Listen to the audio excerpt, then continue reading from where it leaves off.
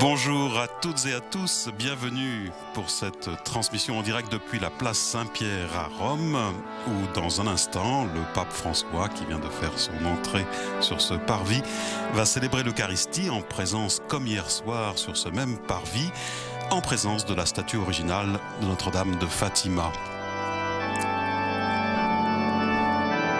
C'est à l'occasion des journées mariales qui s'inscrivent dans le cadre des rendez-vous de l'année de la foi que la statue a quitté le Portugal pour être proposée à la vénération des fidèles ici à Rome durant ces 2 journées, hier et aujourd'hui.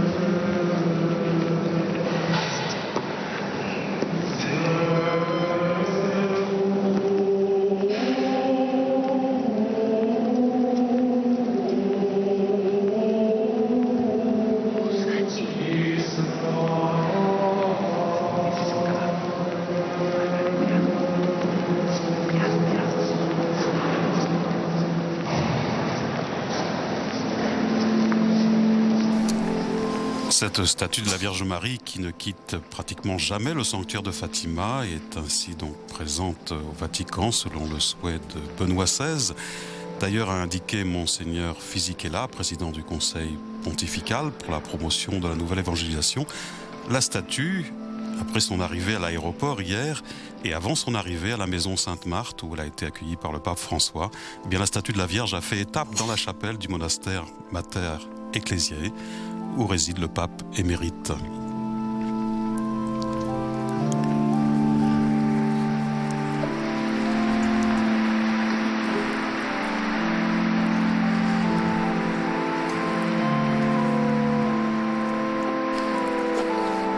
Et puis, vous l'avez peut-être suivi sur notre antenne, hier après-midi, hier soir, eh bien, il y a eu la procession de cette statue de la Vierge ici même, suivie d'une prière méditée de la Via Matrice présidée par le pape.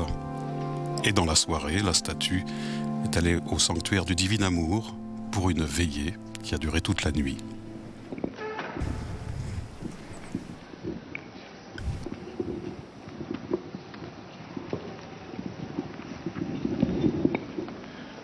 In nome del Padre, del Figlio e dello Spirito Santo. Amen. La pace sia con voi. E con il tuo spirito. Fratelli, per celebrare degnamente i santi misteri, riconosciamo i nostri peccati.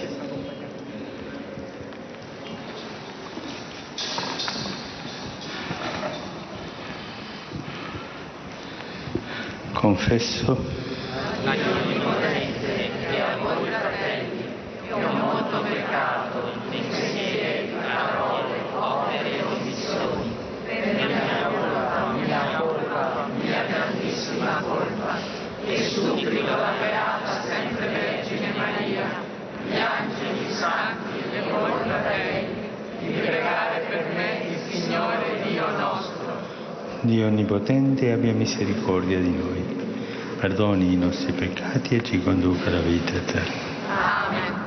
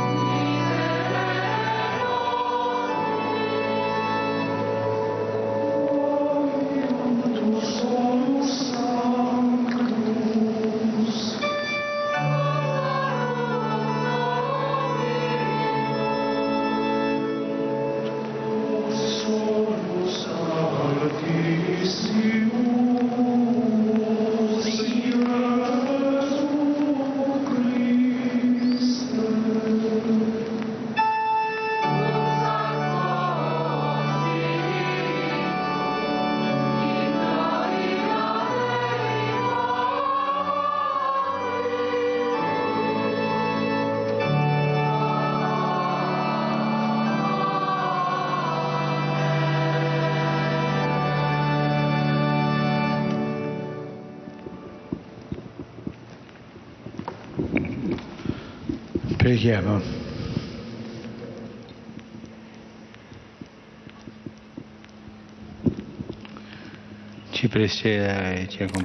Que nous précède et nous accompagne toujours ta grâce, Seigneur,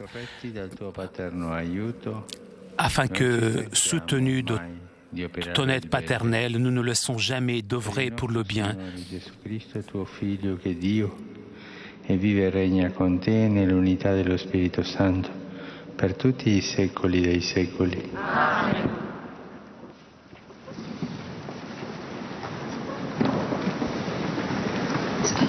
Et nous entrons dans la liturgie de la parole.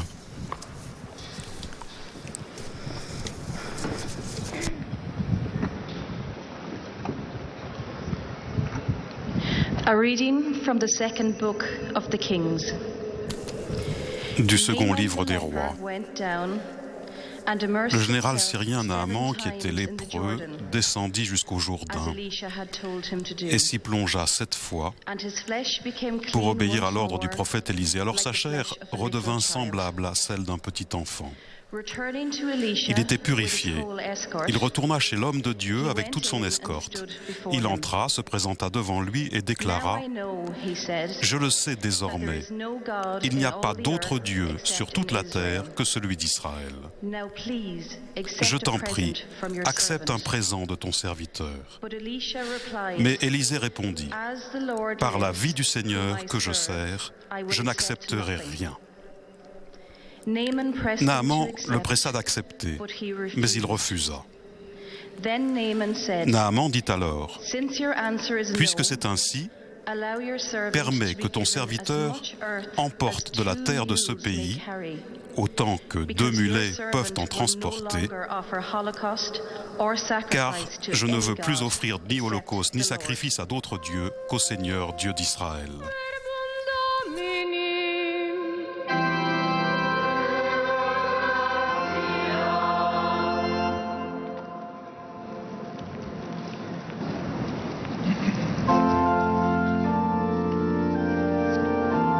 Nous répondons avec le chant du psaume 97, « Chantez au Seigneur un chant nouveau car il a fait des merveilles ». Avec cette antienne, le Seigneur a révélé sa justice aux nations.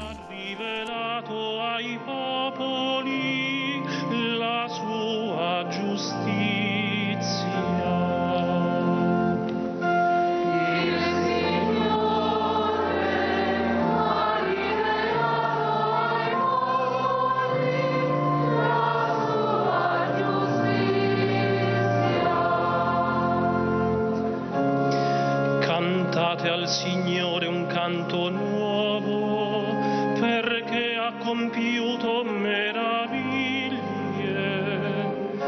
Gli ha dato vittoria la sua destra e il suo braccio santo.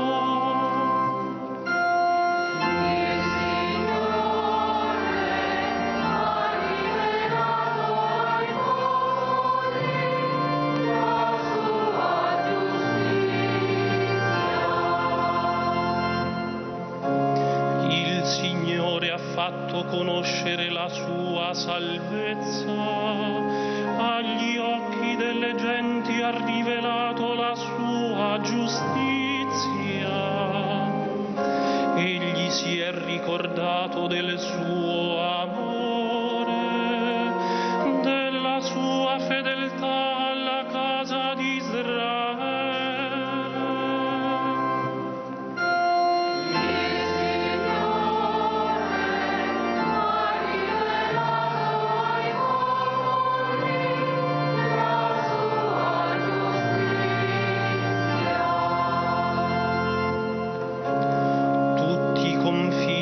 Terra hanno veduto la vittoria del nostro Dio. Acclami il Signore tutta la terra, gridate, esultate, cantate inni.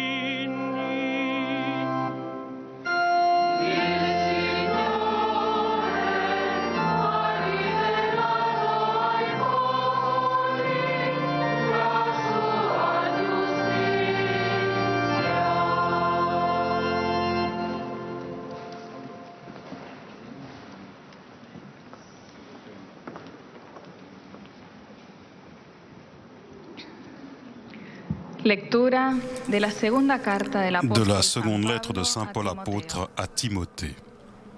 Querido hermano, Souviens-toi memoria de Jesucristo, de Jésus-Christ, resucitado de entre le los descendant de muertos, David, il est ressuscité d'entre les nacido morts. del linaje de David. Voilà mon évangile. Este ha sido mi evangelio, por el que sufro C'est hasta pour lui llevar que je cadenas, souffre, como un jusqu'à malhechor, être enchaîné por la comme un palabra malfaiteur. de Dios no está Mais on n'enchaîne encadenada. pas la parole de Dieu. Por eso lo aguanto todo C'est por pourquoi los elegidos, je supporte tout pour para ceux que que Dieu ellos a también choisis, alcancen la salvación, afin qu'ils obtiennent lograda eux por aussi le Cristo salut par Jesús, Jésus-Christ con la gloria avec la eterna. gloire éternelle. Es doctrina segura. Voici une parole Si sûre. morimos con él, Si nous sommes viviremos morts avec con lui, él. avec lui Si nous vivrons. perseveramos, reinaremos Si nous con supportons él. l'épreuve, avec lui Si nous lo régnerons. negamos, Si también nous le él nos rejetons, negará. lui aussi nous rejettera. Si somos infieles, Si nous sommes él infidèles, permanece fiel, lui, il restera fidèle, porque no puede car il ne negarse a peut sí mismo. se renier lui-même. Verbum Domini.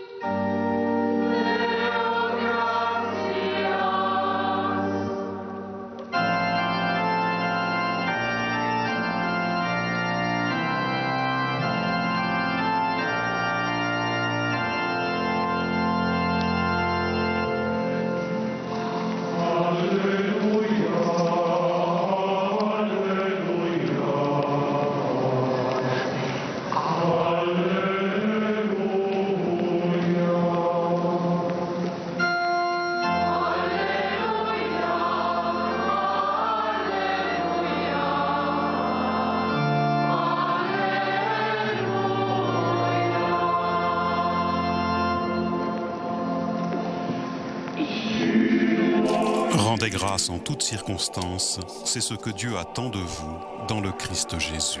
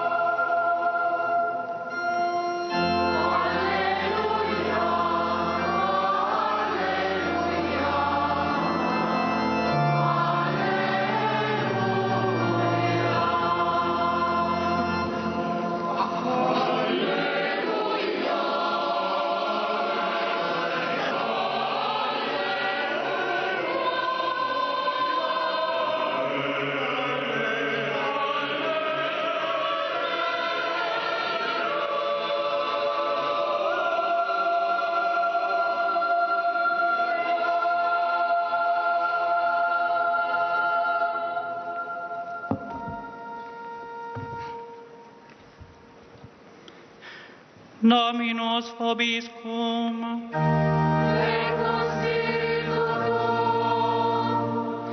Lectio Sancti Evangelii secundum Lucam.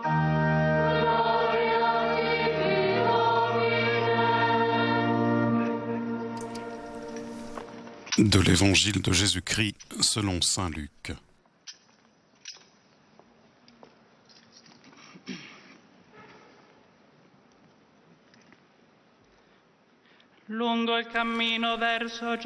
Jésus, marchant vers Jérusalem, traversait la Samarie et la Galilée.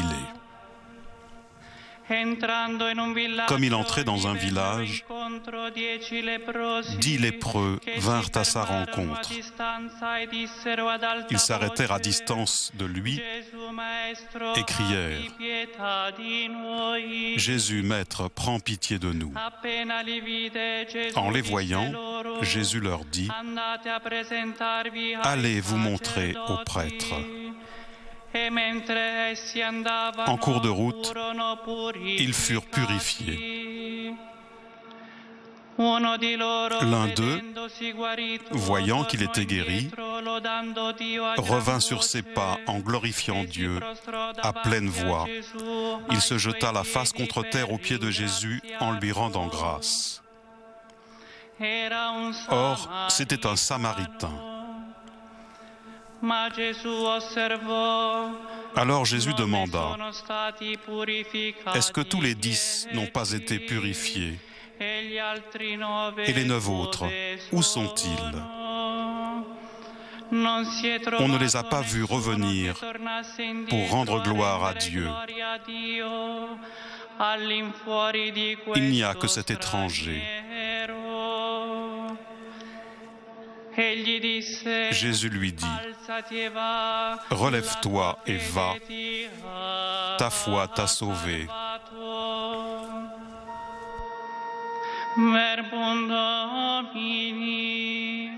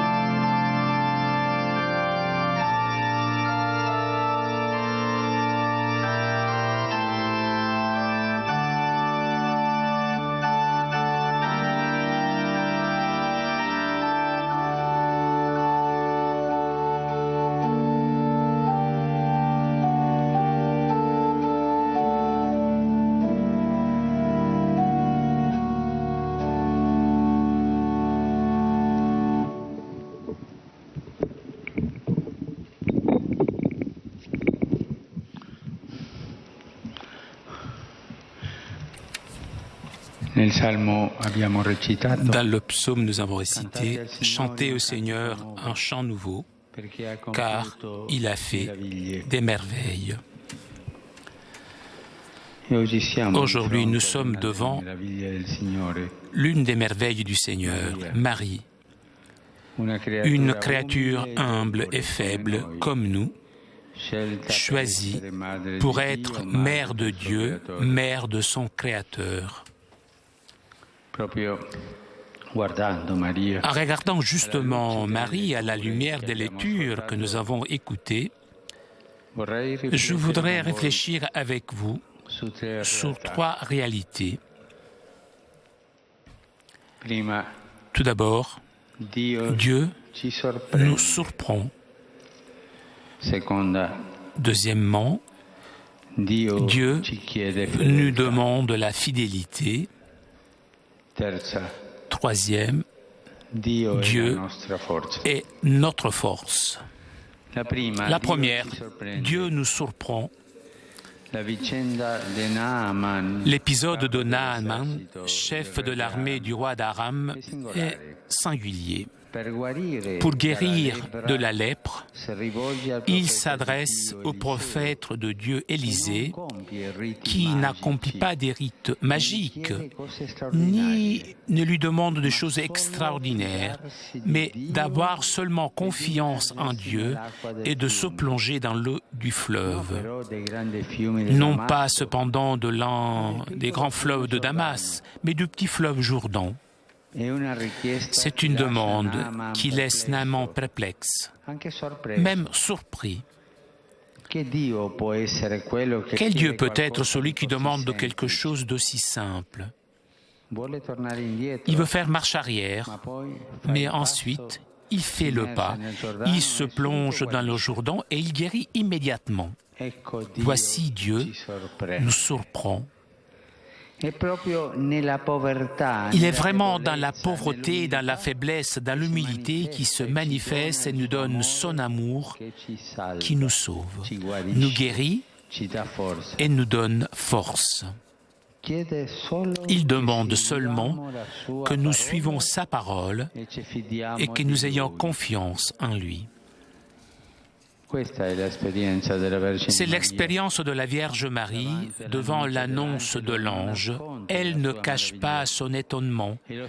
C'est la stupeur de voir que, pour se faire homme, Dieu l'a vraiment choisie, elle, une simple jeune fille de Nazareth, que ne vit pas dans les palais du pouvoir et de la richesse, qui n'a pas accompli des exploits, mais qui est ouverte à Dieu.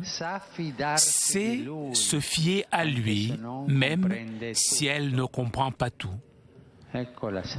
Voici la servante du Seigneur, que tout se passe pour moi selon ta parole. C'est sa réponse. Dieu nous surprend toujours. Il rompt nos schémas, bouleverse nos projets, et nous dit « Fais-moi confiance, n'aie pas peur, laisse-toi surprendre, sors de toi-même et suis-moi. » Aujourd'hui, demandons-nous tous si nous avons peur de ce que Dieu pourrait nous demander ou de ce qu'il nous demande. Est-ce que je me laisse surprendre par Dieu comme a fait Marie, ou est-ce que je m'enferme dans mes sécurités matérielles, intellectuelles, idéologiques, sécurité de mes projets? Est-ce que je laisse vraiment Dieu rentrer dans ma vie? Comment est-ce que je lui réponds? Dans le passage de Saint Paul que nous avons écouté, l'apôtre s'adresse à son disciple Timothée en lui disant de se souvenir de Jésus-Christ. Si nous persévérons avec lui aussi nous régnerons. Voici le deuxième point. Se souvenir toujours du Christ, la mémoire de Jésus. Cela, c'est persévérer dans la foi. Dieu nous surprend avec son amour, mais il demande la fidélité dans le fait de le suivre. Nous pouvons devenir pas fidèle, ne plus être fidèle, mais lui ne pas être fidèle. Lui, c'est le fidèle et il nous demande la même fidélité. Pensons à toutes ces fois où nous nous sommes enthousiasmés pour quelque chose, pour une initiative, pour un engagement, mais ensuite, face au premier problème, nous avons jeté l'éponge. Et malheureusement, cela arrive aussi dans les choix fondamentaux, comme celui du mariage. La difficulté d'être constant, d'être fidèle aux décisions prises, aux engagements pris. Il est souvent facile de dire oui, Mais ensuite, on n'arrive pas à répéter ce oui chaque jour. On n'y arrive pas à être fidèle. Marie a dit son oui à Dieu, un oui qui a bouleversé son humble existence de Nazareth. Mais ce oui n'a pas été l'unique. Au contraire, il était seulement le premier de beaucoup de oui prononcés dans son cœur, dans les moments de joie, comme aussi dans les moments de douleur. Beaucoup de oui qui atteignent leur sommet dans celui dit au pied de la croix. Aujourd'hui, ici, il y a beaucoup de mamans. Pensez jusqu'où est arrivée la fidélité de Marie à Dieu. Voir son fils unique sur la croix, femme fidèle, debout, détruite à l'intérieur, mais fidèle et forte. Je me demande, suis-je un chrétien par à-coup ou suis-je un chrétien toujours? La culture du provisoire, du relatif, pénètre aussi dans la vie de la foi.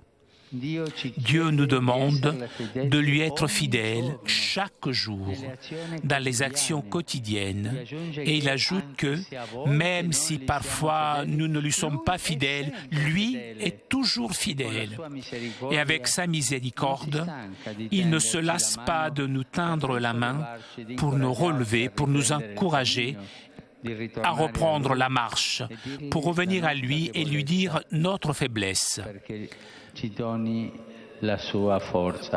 Parce qu'il nous donne sa force. Voici le chemin définitif, toujours avec le Seigneur, même avec nos faiblesses, même avec nos péchés, jamais aller sur le chemin du provisoire. Cela nous tue. La foi et fidélité définitive, comme celle de Marie.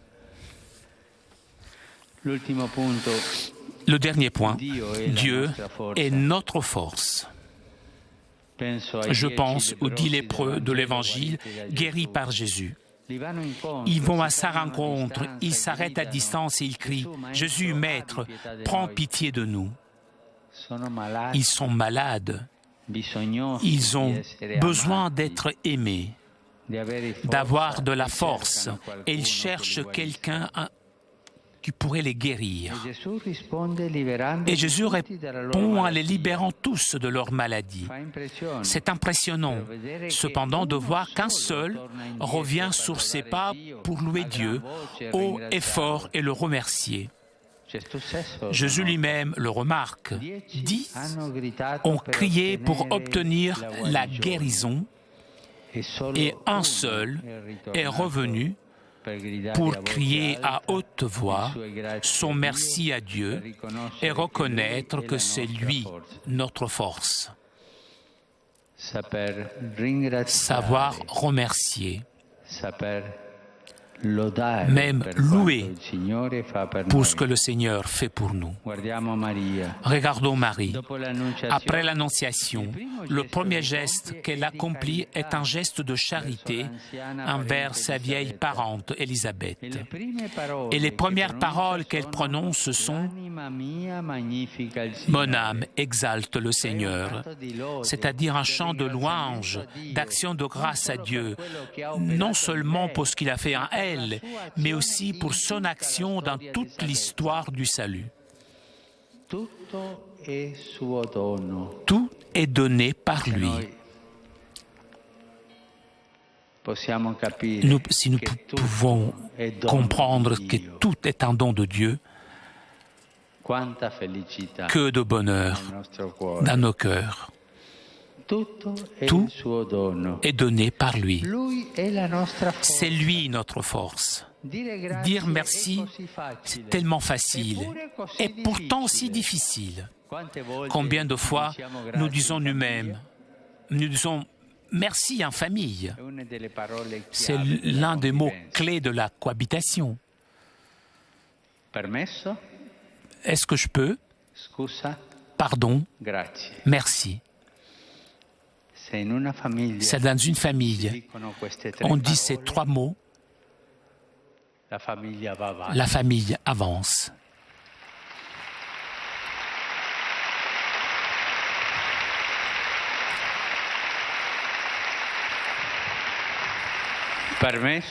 Est-ce que je peux? Pardonne-moi. Merci. Combien de fois nous disons merci en famille et nous disons merci à celui qui nous aide, nous est proche, nous accompagne dans la vie. Souvent, nous tenons tout pour acquis et cela arrive aussi avec Dieu. C'est facile d'aller auprès du Seigneur pour lui demander quelque chose, mais le remercier, non, ça ne me vient pas à l'esprit. En continuant la célébration eucharistique, invoquons l'intercession de Marie pour qu'elle nous aide à nous laisser surprendre par Dieu sans opposer de résistance, à lui être fidèle chaque jour, à le louer et à le remercier, car c'est lui l'unique, notre force.